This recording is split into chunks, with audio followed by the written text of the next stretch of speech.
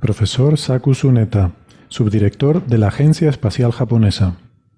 Hola, soy Saku Tsuneta. Gracias por escuchar Coffee Break con las últimas noticias de las ciencias del espacio.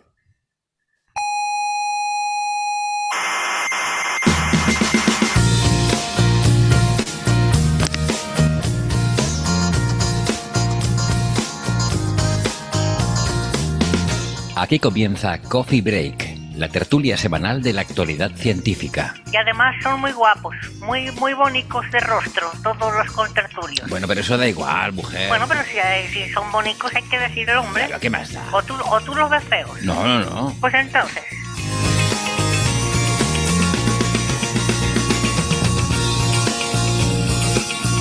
Bueno, comenzamos la tertulia de hoy. Para mí es un gusto dar la bienvenida al programa a nuestro amigo Jorge Pla García. ¿Qué tal, Jorge? Nuestro marciano favorito, ¿cómo estás? Hola, Héctor. El placer es mío. ¿Cuánto tiempo? Muy bien, muy bien. Bueno, la última vez que estuviste no eras ni medio astronauta. Ahora ya, por lo menos, no sé si la gente lo sabe, pero llegaste a pasar la primera fase de la selección de la Agencia Espacial Europea y eso tiene muchísimo mérito. Muy difícil. Sí, al menos lo intentamos. Nos hemos quedado en la fase 2, pero hemos cumplido el sueño de al menos haberlo intentado. Estupendo. Una experiencia seguro que de esas inolvidables para toda la vida y bueno, como nos decías antes fuera de micrófono, quién sabe si a lo mejor puede haber una oportunidad de volver a intentarlo en una futura convocatoria, ¿no? Así que sabes que te seguimos animando para eso. Muchas gracias. Bueno, Jorge es doctor en ciencias físicas, investigador del Centro de Astrobiología del INTA y del CSIC en Madrid y su Twitter es @JorgePlaGarcía. Bueno, donde parece que no hay agua, que decíamos antes, ¿no? Que se había investigado en la Luna con el L-CROSS, esto del agua en los cráteres, en Marte, y ahora sí nos vamos a Marte. Bueno, espérate, si nos vamos a Marte hay que poner la música de Marte. Vamos a Marte.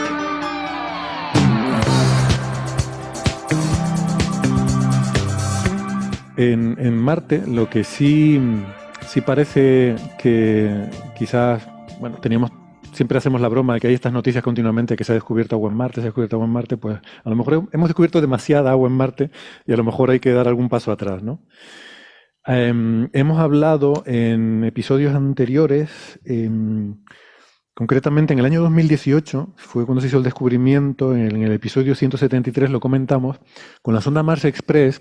El radar, el instrumento MARSIS, pues descubrió unos reflejos de radar que parecían, se publicó en aquel momento, creo que fue en Science, que el equipo del instrumento interpretaba como la presencia de lo que podría ser un lago de agua líquida, por debajo de una masa de hielo en el polo sur de Marte. Y esta idea fue bastante controvertida porque parece que es difícil de explicar cómo se podría dar eso, pero bueno, se argumentaba que al fin y al cabo en la Tierra pues también sabemos que bajo la Antártida, ¿no? Hay bolsas de agua líquida que debido a la presión de toda la masa de hielo que hay encima pues, y la salinidad del agua, pues puedes mantener condiciones, ¿no? de agua líquida, y se pensaba que a lo mejor en Marte puede ser algo parecido. Bueno, pero esta idea pues parece que no fue muy contestada. De hecho, luego en el episodio 287 estuvimos hablando de otro trabajo que discutía esto y proponía que más bien probablemente lo que había era roca hidratada, que no era realmente una masa de agua líquida per se. Y lo que ha salido ahora, no se lo han visto en Geophysical Research Letters, acaba de salir un artículo breve de un grupo de investigadores. Cyril Grima es el autor principal, o el primer autor, también el corresponding author, que por cierto me dio un pequeño sobresalto porque, claro, firma el artículo como C. Grima, y claro, me me salta Clara Grima. Digo, pero no puede ser que Clara esté en esto, pero no. No, tranquilidad. Clara, las matemáticas lo suyo, de observaciones de radar de Marte, no sé yo si está... No sé, Perdona, pero Jorge, tienes cerrado el micrófono. Sí. Que Jorge quería decir algo, pero tienes el micrófono cerrado. No, a mí me pasa exactamente lo mismo. Digo, coño, si está aquí Clara liderando un estudio de Marte también, es omnipresente. Pero no, en este caso es Cyril Grima del Instituto de Geofísica de la Universidad de Texas en Austin y otra serie de colaboradores, ¿no? Entonces, en este artículo, lo que cuestionan es la interpretación de estos reflejos de radar porque, bueno, no sé si lo han leído, pero es algo así como que lo que hacen es cogerse todo el mapeado que ha hecho Marsis durante varios años, durante creo que 5 años de datos, de toda la superficie de Marte, y encuentran que simulando cómo serían esos reflejos si le pones encima una masa de hielo como la que hay en el Polo Sur, ¿no? Esa, de hecho tiene un nombre, South Polar Layer Deposits, lo llaman, que un porcentaje significativo de la superficie de Marte produciría reflejos como los que se observan debajo de esa masa de hielo, ¿no? Con lo cual, a ver, no es que demuestres que no hay agua líquida, pero básicamente te cargas la evidencia que había en favor de esa agua líquida. O sea, estás diciendo que esos reflejos son perfectamente explicables por algo mucho más, o sea, la explicación más parsimoniosa sería que lo que tenemos es una superficie análoga a la que hay en muchas otras zonas de Marte, y que pues los reflejos pues, por ser material volcánico, por una serie de diferentes razones, combinado con esa capa de hielo encima, te da estos reflejos tan brillantes que inicialmente se interpretaron, parece que de forma errónea, como la presencia de agua líquida, ¿no? Esta es un poco la conclusión del artículo. Me pareció muy interesante esa idea de coger, bueno, a ver qué pasa si cojo Marte, le pongo una masa de hielo encima y a ver cómo sería el reflejo que produciría, ¿no? Y hombre, yo creo que es un poco de bajona porque se carga esa perspectiva de que podía haber agua líquida ahí debajo, pero a ver, nos da igual. O sea, sabemos que hay agua cascoporro, aunque sea en forma de hielo. El hielo también es interesante, también es útil. Tampoco sé yo esa obsesión con el agua líquida subterránea, pues bueno, tampoco era tan relevante. En su momento lo que se planteó es que recordaba el lago Vostok, ese lago que hay por debajo de la Antártida, y claro, el lago Vostok está ahí como preservado, puede que contenga microorganismos, estamos ahí como mucho cuidado, y lo mismo en Marte teníamos un análogo con microorganismos conservados de la posible vida primordial en las primeras etapas de la vida de Marte, ¿no? Claro. A mí, además, al respecto de esta noticia, me parece bastante interesante que las dos corrientes, tanto la que defienden la señal de radar desde el orbitador como los que no se la creen tanto, ambos grupos coinciden en que en ninguno de los dos casos hay un lago de agua líquida en el subsuelo. Lo del lago es una cosa que ha salido más en la prensa y más sensacionalista. Lo que más coinciden es que estaría formándose un barrillo con hielo en el caso de estar hidratado y desistir de ser la señal correcta, pero que tendría una concentración de sales altísimas. En cualquier caso no sería un entorno habitable, que es lo primero a lo que salta la prensa y es lo primero que dicen. Saltan primero con lo del lago y después con lo de que es un lago habitable. Ni lo uno ni lo otro. No solo no sabemos si realmente existe esa capa, sino que en caso de existir sería un barrillo o unas sales ligeramente hidratadas no habitables. Yo creo que eso es importante recalcarlo. Saltamos a la analogía que decía Francis con el lago Vostok, ¿no? Y bueno. Sí, la analogía con el lago Vostok fue del año 2018. Ya en el año 2020 ya se quedó claro que era ese espacio de lodo, de barro que comenta Jorge, y eso ya hizo que muchos medios dejaran de hablar de un lago tipo Vostok. Sí, porque esto ha sido como gradual, ¿no?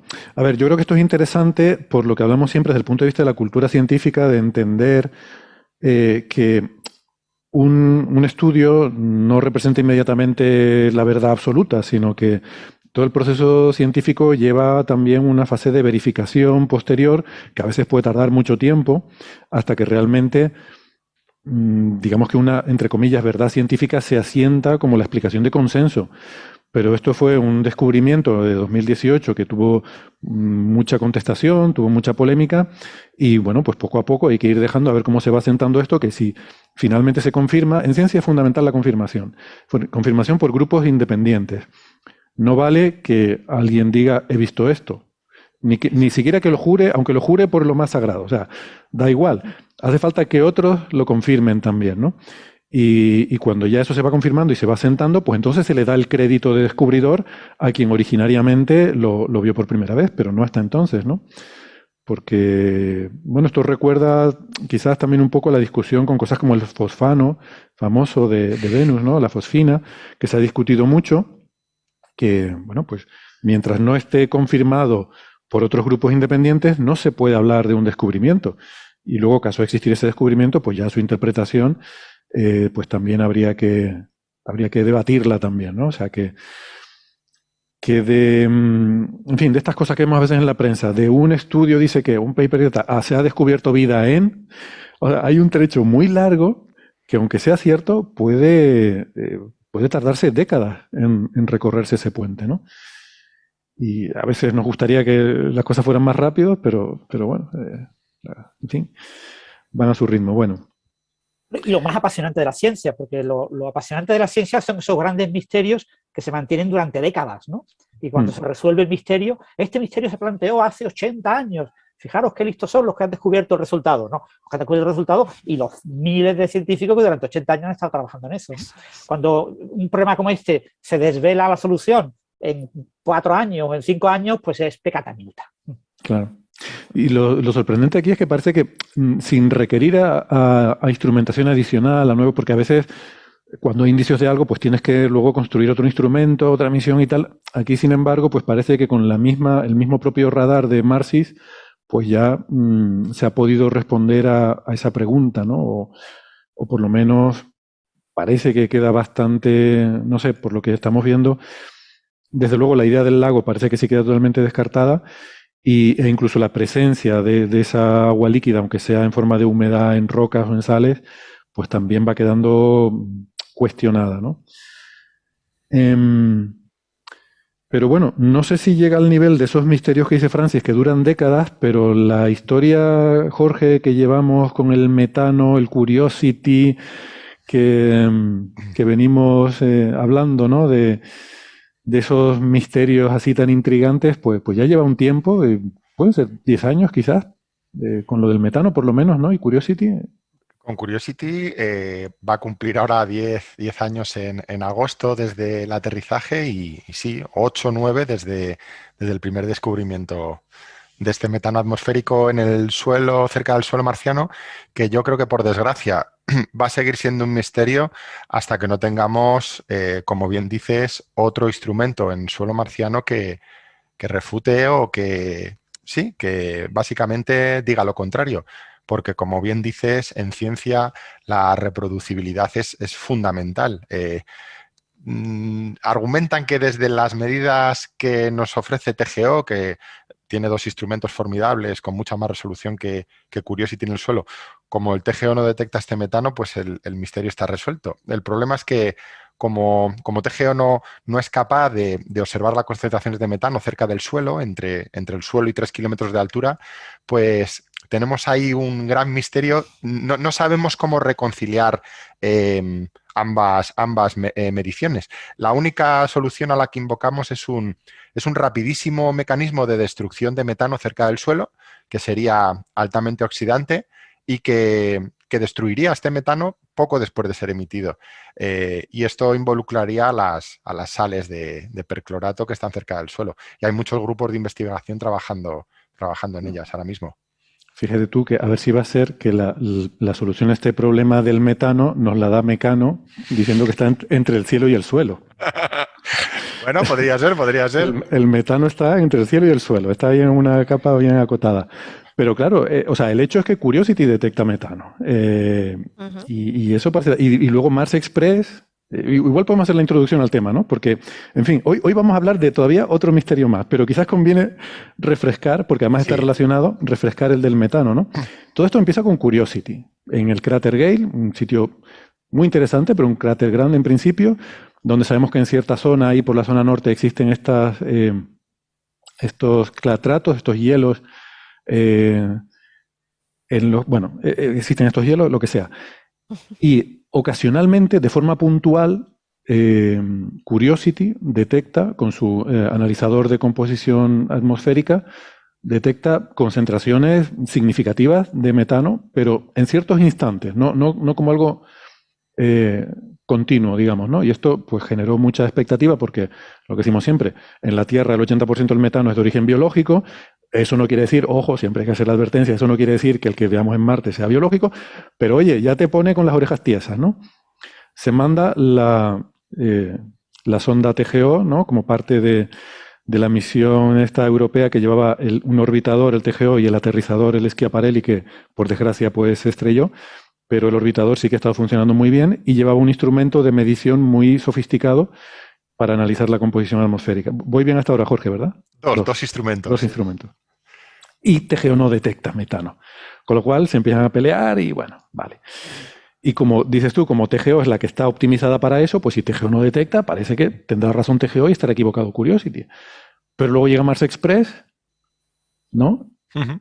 Y sí detecta metano desde la órbita, pero en la zona norte del cráter, curiosamente, en las proximidades de estos hielos, ¿no? De estos clatratos. Con lo cual ya empieza a surgir ahí una especie de decir, bueno, supongamos que nadie está equivocado, ¿cómo podríamos combinar todos estos elementos? Pues quizás estacionalmente, de forma transitoria, se producen emanaciones cerca de estas zonas de los hielos y algún mecanismo atmosférico, meteorológico, destruye este metano antes de que se difunda por la atmósfera y llegue a las capas altas, ¿no? Porque si esto está ocurriendo continuamente, claro, acabaría difundiéndose, acabaría formando parte de la atmósfera y acabarían siendo detectados.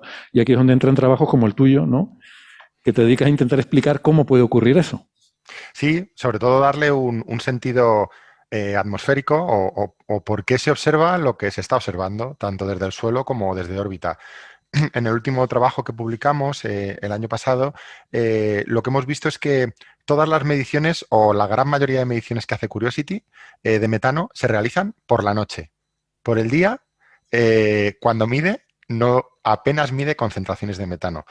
Esto además es bastante interesante porque TGO desde órbita, como lo que hace es estudiar la columna atmosférica durante las ocultaciones, durante los atardeceres, pero durante el día marciano, digamos que no mide durante la noche. TGO, perdona, si yo recuerdo bien, lo que hace es cuando el sol se está poniendo, analiza la atmósfera, o sea, observando el sol que atraviesa la atmósfera, o sea, básicamente en la puesta de sol, ¿no? Sí, o sea, ve la columna. Un espectro de transmisión, correcto, como cuando estudiamos los exoplanetas. Es en el atardecer, anochecer, cuando la luz del sol atraviesa las capas de la atmósfera, cuando funciona TGO. Es decir, todavía no es de noche. Esto podría reconciliar o decir, bueno, pues si TGO mide solo por el día y Curiosity solo detecta metano por la noche, problema resuelto. De hecho, tenemos muchos compañeros que lo que han argumentado es que por la noche, como la atmósfera marciana se colapsa, se aprieta contra el suelo, haría una especie de tapa y esto haría que el metano se concentrara por la noche y como la atmósfera se expande debido a la irradiación solar durante el día, pues el metano se escaparía. Nuestra hipótesis es que esto pensamos que es cierto, pero además hay que combinar otro proceso súper bonito que vemos a través de las paredes del cráter, como por la noche descienden masas de aire fría que concentran cualquier emisión cerca de su punto de emisión. De hecho, es el artículo que publicamos el año pasado junto al equipo de Curiosity, hemos conseguido demostrar que en el caso de que estas mediciones sean correctas, nocturnas, sean producidas efectivamente por los vientos que por las noches se caen por los bordes del cráter, que estarían concentrando el metano cerca de su fuente de emisión, y los vientos al darse la vuelta por el día, porque por flotabilidad pues tienden a ascender por los bordes del cráter, transportarían el metano fuera del mismo. Esto reconciliaría las detecciones de TGO, las de Curiosity, tanto por el día como por la noche, pero no resolvería el problema de por qué el nivel de metano medio en la atmósfera no es muchísimo más alto del observado. TGO no detecta absolutamente nada, ni siquiera un valor de metano medio en la atmósfera, cuando sabemos que, como su tiempo de vida fotoquímico son casi 3 siglos, debería acumularse en la atmósfera, debería haber un valor medio, y no lo hay. Pensamos que no lo hay porque hay algo que rápidamente lo destruye poco después de ser emitido, ya sea por la noche o por el día.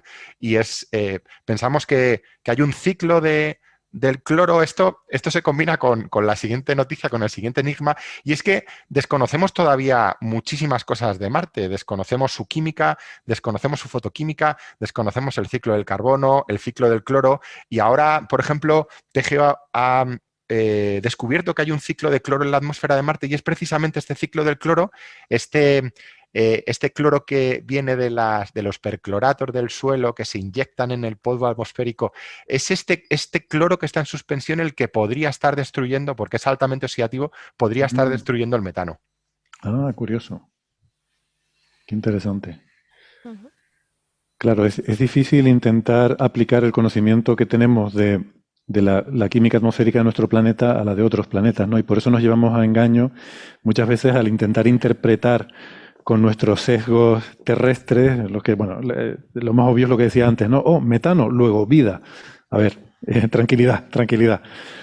Nos pone las orejas tiesas, pero hay que, desde luego, tener tranquilidad. Hay muchos procesos abióticos por los cuales, incluso en la misma Tierra, hay procesos por los cuales se produce metano sin que eso tenga que implicar la presencia de vida, ¿no?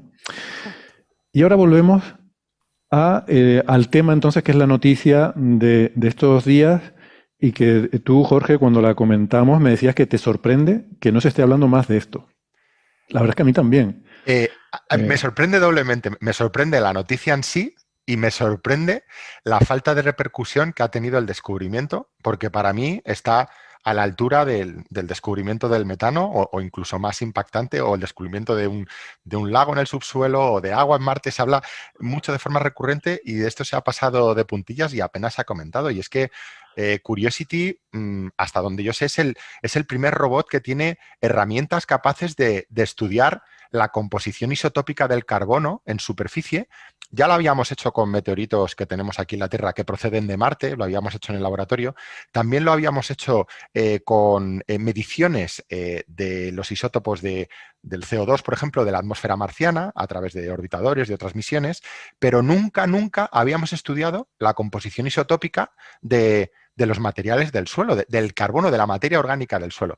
Y a mí me parece, la verdad, un descubrimiento bestial, porque si bien es cierto que nos han servido los golpes que nos hemos llevado en el pasado, como has comentado, por ejemplo, la experiencia de las Viking, para sobre todo enfatizar que afirmaciones extraordinarias exigen evidencias extraordinarias, hemos puesto una pieza del puzzle fundamental y enorme, pero el puzzle no se ha resuelto. Es una pieza más porque lo que hemos descubierto es que hay una composición de carbono 12 muy enriquecida en las muestras que está tomando el Curiosity, y esto, si estuviéramos en la Tierra, sería un indicador muy claro de actividad biológica, o si estuviéramos en el Marte de la década de los 70 cuando tuviéramos ahí la Viking.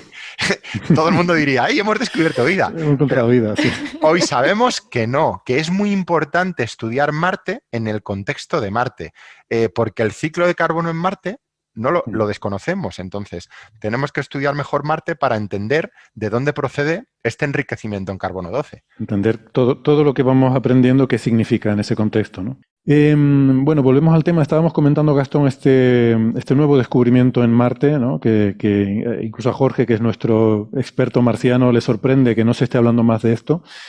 Y si quieres, a modo de introducción, porque vamos a estar hablando mucho de los isótopos, etcétera, por aclarar un poco a los oyentes que no estén muy familiarizados, que isótopos son básicamente un elemento, un átomo, puede venir con diferente número de neutrones en el núcleo y estas variedades, ¿no? Estas formas del mismo átomo con diferente número de neutrones, químicamente es indistinguible, reacciona prácticamente casi igual, salvo por la pequeña diferencia de que su masa es diferente. Al tener más neutrones puede tener más masa y esa característica puede producir algunas diferencias pequeñas muy sutiles. Entonces el carbono tiene dos isótopos estables. Hay dos versiones del carbono que son estables.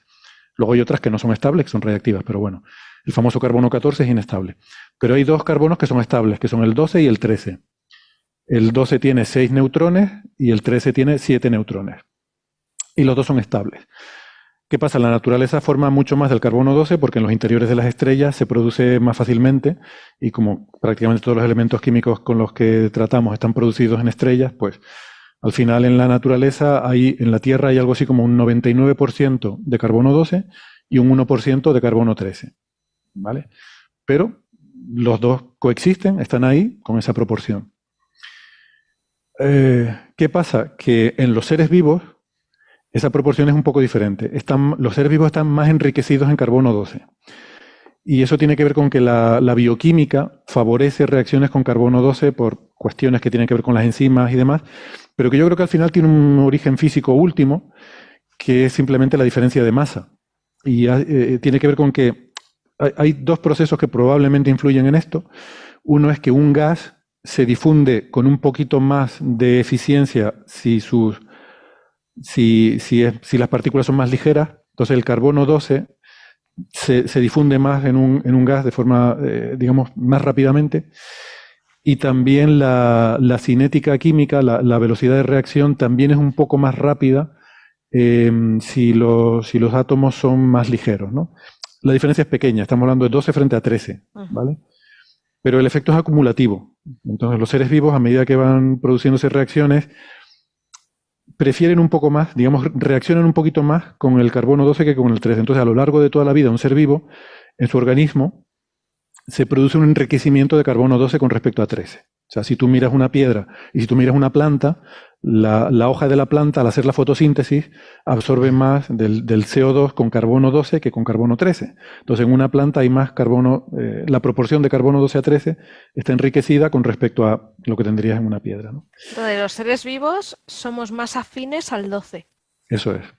Eso es. O sea, que esa proporción, aunque ya la naturaleza de por sí prefiere el 12, hay un 99% de 12 y solo un 1 de 13, pero los seres vivos es todavía más acusada la diferencia. Y nos llaman perezosos a los seres vivos porque como el carbono 13 al tener un neutrón más, los enlaces son más difíciles de romper, dicen que la vida es más perezosa porque es más fácil romper el carbono 12, pero yo no creo que sea perezosa, yo creo que es más eficiente.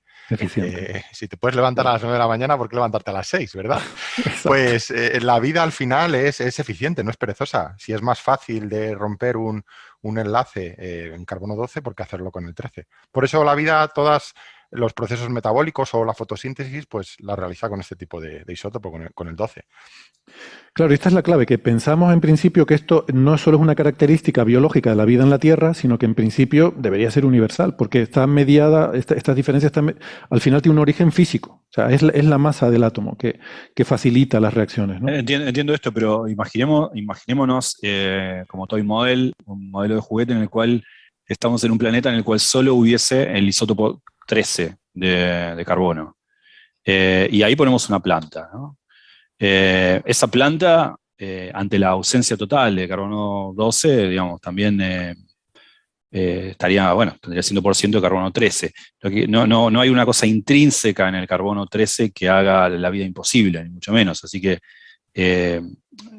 no sé, me parece que hay una competencia ahí entre, es cierto, es más eficiente usar carbono 12 que carbono 13, pero ante una presencia del ambiente. Digo, la presencia del ambiente proporcional, la relación proporcional entre el 12 y el 13 también es importante para, no sé, al no haber algo intrínseco en el carbono 12 que haga la vida posible y no el 13, es cierto, es más eficiente, pero para que sea más eficiente tiene que haber algo disponible para eso. Si hubiese un porcentaje de una atmósfera con un porcentaje muy, muy pequeño de carbono 12, probablemente la vida portaría mayormente el carbono 13 cuando empieza a competir con la necesidad de carbono. No sé, digo. Sí, mayormente, o sea, llevaría la proporción un poco que haya en el medio, ¿no? Pero la cuestión es que al ser más reactivo, el más ligero. Claro, con un leve sesgo, digamos, para el 12. Exacto, habría la proporción. Claro. Sí. Que hay un sesgo hacia el 12 independientemente, para toda actividad viva, independientemente de cuál es la concentración relativa nominal. Exactamente.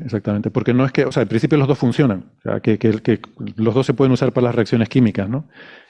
Simplemente ocurren más a menudo, hay más probabilidad de que ocurra una reacción con el más ligero. Una pequeña diferencia, pero que es acumulativa, ¿no? Bueno, total, esta es la introducción. ¿Qué pasa? Que Curiosity, y a todas estas yo insisto, estamos hablando de Curiosity, que lleva 10 años en Marte, no estamos hablando todavía de Perseverance, ¿vale? O sea, estamos hablando de que Perseverance va a ir a buscar vida en Marte. Pero es que Curiosity, que lleva ahí 10 años, es quien nos está dando la historia del metano. La historia del oxígeno, que no la comentamos, pero va un poco similar a la del metano, pero tal.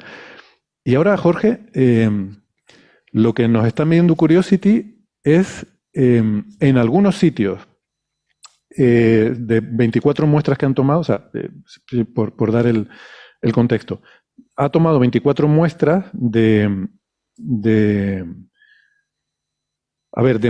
creo que de metano. O sea, creo que es metano que ha analizado. Lo que hace es, desde que aterrizó, ha realizado hasta 30 extracciones con el brazo robótico del suelo. Lo que hace con un método abrasivo es pulverizar la roca, genera polvo y el polvo lo ingiere a través del instrumento SAM. El instrumento SAM tiene un horno en su interior que lo que hace es este polvo es calentarlo a lo bestia, 850 grados en el proceso de pirólisis. Y es en este proceso de pirólisis en el que se crean elementos secundarios como el monóxido de carbono, dióxido de azufre, dióxido de carbono y metano. Y es este metano, elemento de generación secundaria, el que después de este proceso de pirólisis se mete dentro de un cuadrupolo, de un espectrómetro de masas y del TLS. ¿Para qué? Para medir la composición isotópica. Y es estudiando este metano producido a través de la pirólisis del polvito que ha tomado del suelo, el que ha evidenciado un enriquecimiento muy llamativo del carbono 12 en casi la mitad de las muestras que ha estudiado. Son 24 muestras. Las 24 muestras se han obtenido de localizaciones diferentes y son 6 localizaciones las que concretamente reúnen 10 muestras que están muy enriquecidas en carbono 12. Que me ha encantado cuando lo has puesto en contexto, recalcando la importancia de Curiosity frente a Perseverance, porque Perseverance lo que todavía no ha empezado a hacer o está empezando a hacer es salvar el escollo o todos estos problemas que está teniendo Curiosity. ¿Por qué? Porque como es una tecnología anterior, ya ahora las muestras no las tenemos que pulverizar, no tenemos que crear el polvo, no las tenemos que calentar. Todo este proceso dura, la gente dirá, bueno, esto en la Tierra a lo mejor lo haces en unos días. Cada muestra tardamos semanas o incluso meses. Perseverance lo hace al instante, sin alterar la roca, sin pulverizarla, sin calentarla, que es el problema que tiene Curiosity, que es que en el caso de que hubiera algún complejo orgánico, alguna molécula orgánica compleja, la destruye. En el caso de Perseverance esto no pasa, pero es que además Curiosity al machacarla y al hacer polvo, perdemos el contexto entre el análisis en la roca, ¿no? No podemos saber de qué sustrato es ni de qué zona de la roca.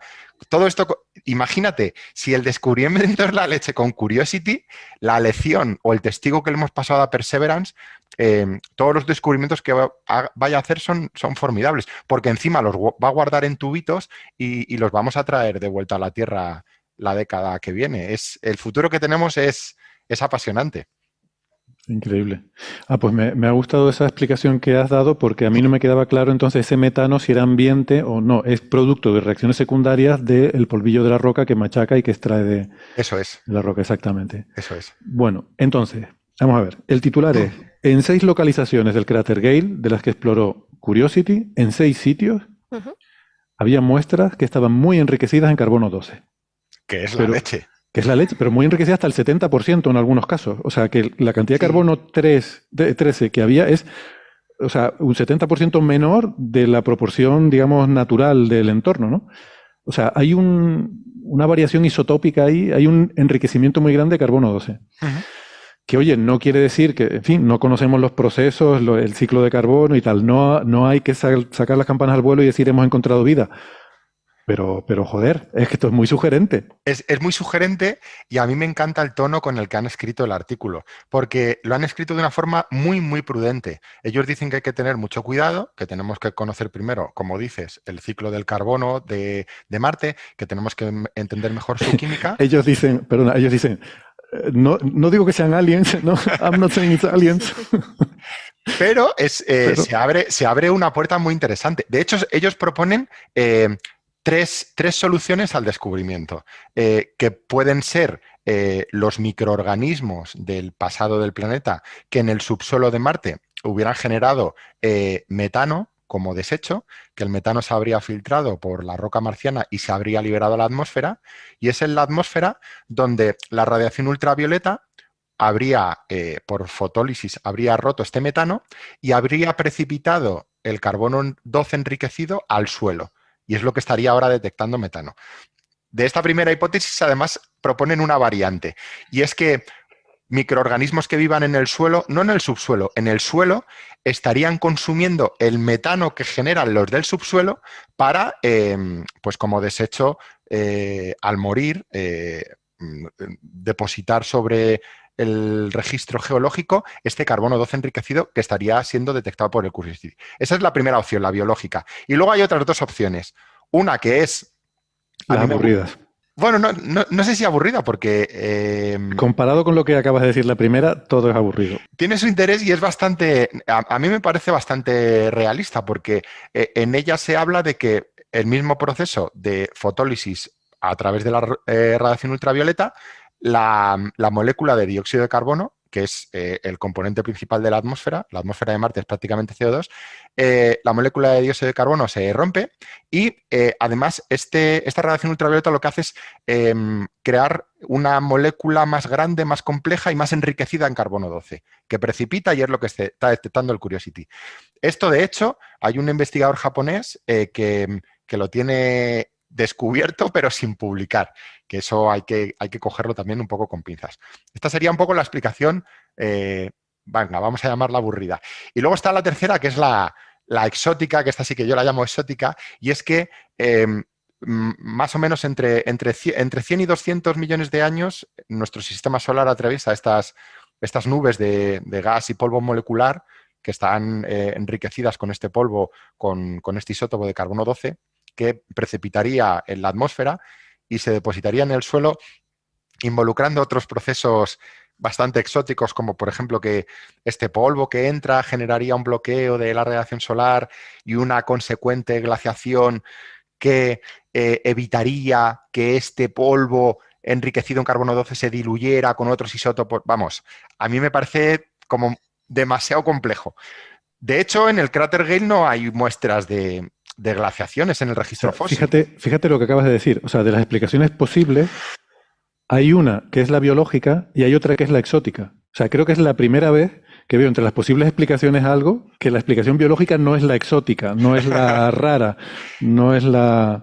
Bueno, esa al menos es mi explicación. Es como yo lo veo, como yo lo entiendo y, no sé, como astrobiólogos también tenemos que ser muy cautos, pero también tener la mente abierta. No tenemos que cerrarnos en banda.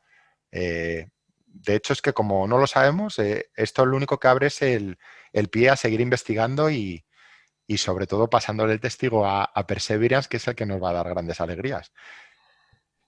Pues sí, es que yo, o sea, esto es lo que insisto, yo cuando veo esta noticia digo, pero madre mía, esto todavía es Curiosity. Es que tenemos a Perseverance ya por ahí rodando. Para mí Curiosity, yo es que le tengo, es como la niña de mis ojos. Y se ha llevado tanta atención, tanto protagonismo y es la más guay, la más guapa de Perseverance. Soy miembro investigador de las dos misiones, pero a veces roza un poco, digo a nivel americano, a nivel mundial, a nivel de medios, roza un poco el desprecio hacia Curiosity cuando los descubrimientos los ha hecho Curiosity, cuando las noticias bombas las ha hecho Curiosity, cuando Curiosity ha demostrado que lleva 10 años en Marte funcionando sin parar y dando resultados increíbles que ojalá los haga también Perseverance, pero de momento hay que quitarse el sombrero con Curiosity y darle su reconocimiento. Eso es, y que sigue dando alegrías. No, eso de quitar siempre el reconocimiento y tal, eso viene cuando se jubile. O sea, esto es como los deportistas. O sea, de momento hay que exigirle que siga dando resultados ahí, que siga. Pero ya vendrán los reconocimientos cuando se jubile. Que lo bueno es que están coexistiendo. Quiero decir que acaba de llegar y como dices tú, pues todo esto son nuevos objetivos que se plantean y es posible que ahora mismo haya mucha gente que esté repensando el plan de trabajo de Perseverance en función de estos resultados de Curiosity, ¿no? Ese concepto que ha puntualizado Sara me ha gustado porque en realidad no ha habido una transición. Ambos están trabajando ahora mismo en suelo marciano. De hecho, Curiosity está en buen estado de salud. Las ruedas tienen un deterioro que no es dramático de momento y el RTG le queda tiempo de vida por delante. Yo creo que ambos nos van a dar muchas alegrías y van a van a convivir y van a colaborar estrechamente. Ya lo hacemos. Por ejemplo, con las 3 estaciones meteorológicas que tenemos, también tenemos otra en InSight. Estamos haciendo ciencia colaborativa con los 3 al mismo tiempo. No, es como si no tuviéramos esa división, como si jugáramos todos en el mismo equipo al final, claro. Porque lo que queremos es conocer mejor Marte y intentar resolver esa eterna pregunta de si alguna vez hubo vida fuera de la Tierra, que yo creo que es algo que nos tiene a todos sin dormir. A mí por lo menos. Sí, sí. En esa estamos. Bueno, muy bien, pues nada, se me ha pasado la hora volando. Ha sido un placer tener esta conversación. Muchísimas gracias, Jorge. Siempre es un gusto contar contigo y vosotros. Y que nos expliques todo lo que viene de Marte y qué época tan fascinante estamos viviendo de la exploración marciana, de verdad. O sea, a Sagan le encantaría estar vivo ahora mismo. O sea, si pudiera cambiarse, seguro que se cambiaba de época. Absolutamente de acuerdo. Y lo que queda por venir, que queda lo mejor. Siempre queda lo mejor por venir. Siempre queda lo mejor. Que cómo se sabe que un meteorito ha venido de Marte y no de otro sitio. Muy buena pregunta. Y yo me hice exactamente la misma. Y es estudiando precisamente su composición isotópica y analizando los diferentes gases que tiene atrapados entre sus fracturas. Y resulta que es exactamente igual que la composición isotópica y los análisis que se hacen de la atmósfera de Marte, en la misma proporción, 96% de CO2, nitrógeno, monóxido de carbono, argón, en la misma proporción exacta. Y es porque cuando un cuerpo impacta contra otro planeta y eyecta material y luego viene hacia la Tierra, tenemos la suerte de que se queda incrustada parte de la atmósfera dentro de este proyectil que sale disparado. Y por eso podemos saber de qué planeta viene, en este caso de Marte. Muy bien, ya estamos de vuelta. Gracias por seguir acompañándonos. Vamos a continuar adelante. Aunque yo quería hacer una observación sobre lo que hablamos antes de Marte, que me olvidé, lo debía haber hecho mientras estábamos con Jorge, pero que todo esto que dijimos es súper intrigante y súper interesante, ese enriquecimiento de carbono 12 como el que se espera por parte de los seres vivos, pero que, claro, la prudencia, y Jorge era muy cauto, no podemos lanzar las campanas al vuelo y decir, hemos encontrado aliens, por la sencilla razón de que no conocemos el ciclo del carbono en Marte, igual que no conocemos el ciclo del metano, hablaba él también del cloro, que también es importante en la atmósfera marciana, toda esa química atmosférica y la física que pueda haber, y la fotoquímica, no conocemos todo eso. Entonces, si eso pasara en la Tierra, diríamos, pues seguro que vida. Pero claro, todo nuestro conocimiento está sesgado porque todo el ciclo del carbono en la Tierra pasa en algún momento por la vida, porque en todas partes en la Tierra hay vida que deja su huella en ese ciclo, ¿no? En Marte no. Entonces, todo lo que sabemos está sesgado hacia lo que produce la vida, ¿no?